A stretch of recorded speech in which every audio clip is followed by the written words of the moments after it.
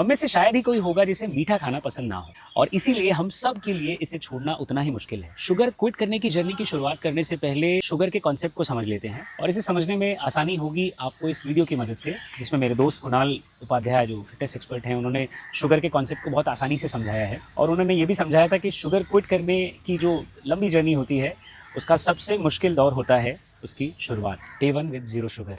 जब मैंने तय किया कि मैं शुगर बिल्कुल भी छोड़ दूंगा, बिल्कुल भी बंद कर दूंगा, तो उस तय करने से लेकर इसे अप्लाई करने तक का जो वक्त है, चाहे वो हफ्ते भर का हो, 10 दिन का हो, इस दौरान छोटी छोटी अजीब चीज़ें होती हैं, क्योंकि आपको एक आदत सी हो गई है। कभी आपने चाय पी ली, कभी कोल्ड ड्रिंक का सिप ले लिया, कभी किसी ने मिठाई ऑफ़र कर दी और आपने खा लिया, कभी किसी ने पीस ऑफ केक दे दिया, आपने खा लिया, आप मना नहीं कर पाए।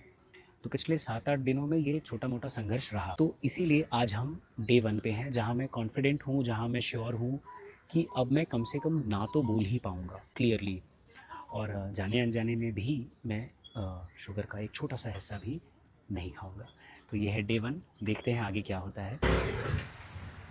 डे 8, पिछला ये पूरा हफ्ता बिल्कुल भी आसान नहीं रहा, क्योंकि सबसे बड़ी प्रॉब्लम तो ये है कि जो चीज़ आपके हर दिन में थी, कुछ भी खाना-वाना खाने के बाद आप ज़रा-सा मीठा खा लिया करते थे, शायद चॉकलेट खा लिए, शायद आइसक्रीम खा ली, तो आप उसे मिस करते हैं। सो बेसिकली तलब लगती है, आपको लगने लगता है कि यार कुछ तो मीठा खा लिया जाए। तो एक बड़ी प्रॉब्लम ये थी, जिसपे कंट्रोल करना थोड़ा मुश्किल होता है। दूसरी एक प्रॉब्लम ये थी कि पेट भर खाना खाने के बाद भी आपको लगता है कि कुछ तो मिसिंग है, और वो जो एहसास होता है भूख लगने का, जिस वक्त आपका शरीर कुछ और मांग रहा होता है, तो वो एक फीलिंग थोड़ी अजीब है, जो मुश्किल भी है।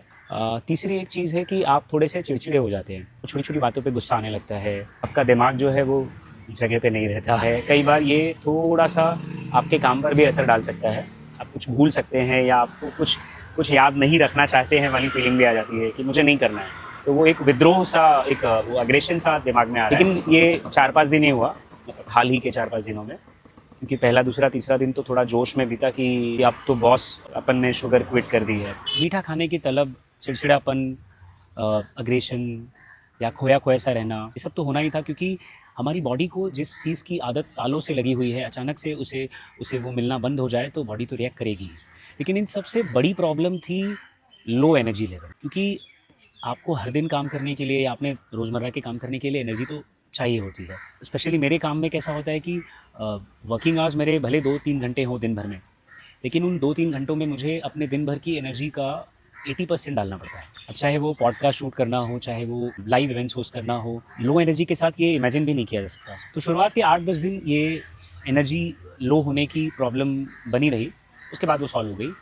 फिर आई एक नई प्रॉब्लम, शुगर मैंने क्विट की थी, मेरे दोस्तों ने नहीं और मेरे घर वालों ने नहीं। तो भैया 4 कटिंग देना से लेकर भैया 3 नॉर्मल, 1 विदाउट शुगर देना की जो जर्नी थी, ये भी खासी मुश्किल थी। लेकिन धीरे धीरे दोस्तों ने कोऑपरेट किया, और उन्होंने एक्सेप्ट कर लिया कि मैं बिना शक्कर की चीज़ें ही खा रहा हूँ या पी रहा हूँ। उन्होंने काफ़ी मदद की इसमें। मेरी जो हेड ऑफ़ द फैमिली है, मेरी वाइफ़, उन्होंने मेक श्योर किया कि मेरी जो खाने की थाली है उसमें कुछ भी ऐसा ना जाए जिसमें शुगर हो। ये जो एनवायरनमेंट बनना भी ज़रूरी होता है आपके आसपास, जो आपको इस आदत को जारी रखने में मदद करता है।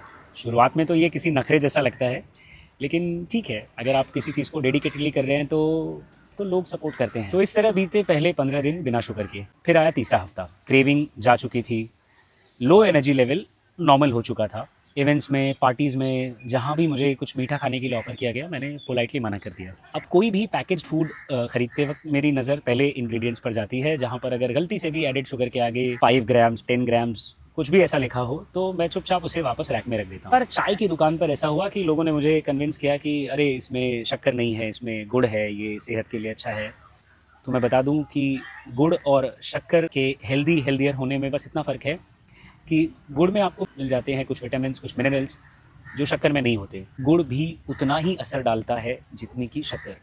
तो ये ख्याल आप लोग भी दिल से निकाल दीजिए कि गुड़ इज़ हेल्दियर। अगर हेल्दियर है भी तो वो बहुत नॉमिनल से अमाउंट में उसमें फ़र्क है।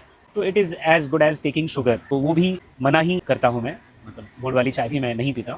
तो फाइनली आया वीक 4, जिसमें मुझे मिला इस पूरी एक्सरसाइज का, इस पूरी कड़ी मेहनत का सबसे बड़ा रिजल्ट, सबसे बड़ा फल, जो मीठा ज़रूर था लेकिन शुगरी नहीं था। वो था कांस्टेंट एनर्जी लेवल। अब होता कुछ यूँ है कि हम सबको पता है कि सुबह सुबह एनर्जी लेवल हाईएस्ट होता है और धीरे धीरे जैसे जैसे शाम होती है, रात होती है, एनर्जी लेवल लो होता जाता है। मेरे साथ भी ऐसा ही था। जब मैं देर शाम अपना इवेंट ख़त्म करके, अपना शूट ख़त्म करके घर लौटता हूँ तो मेरे पास बिल्कुल भी एनर्जी नहीं होती है। ना मैं फैमिली को टाइम दे पाता हूँ, ना मैं अपने कुछ वो इंपॉर्टेंट टास्क कर पाता हूँ जो मैंने तय कर रखे हैं अपने बेटरमेंट के लिए। अगेन उसका रीज़न था कि एनर्जी बिल्कुल नहीं बचती, सीधे बिस्तर नज़र आता है। इस प्रोसेस के दौरान जब मैं वीक 4 में पहुंचा तो मैंने महसूस किया कि मेरे पास देर शाम भी एनर्जी है। मैं कुछ और काम कर सकता हूँ, मैं फैमिली के साथ शॉपिंग पर जा सकता हूँ, छोटे-मोटे काम निपटा सकता हूँ एंड वो जो मेरे इम्पोर्टेंट टास्क थे, वो भी कर सकता हूँ। तो ये कमाल की फीलिंग है, मतलब इसको बताया, दिखाया नहीं जा सकता, इसे बस एक्सपीरियंस किया जा सकता है। और आज जब हम ये वीडियो शूट कर रहे हैं तो मुझे शुगर क्विट किए हुए लगभग 40 दिन बीत चुके हैं and trust me, I am enjoying this process और मैं इसे लगातार जारी रखना चाहूँगा। चलते-चलते 2 इम्पोर्टेंट पॉइंट्स।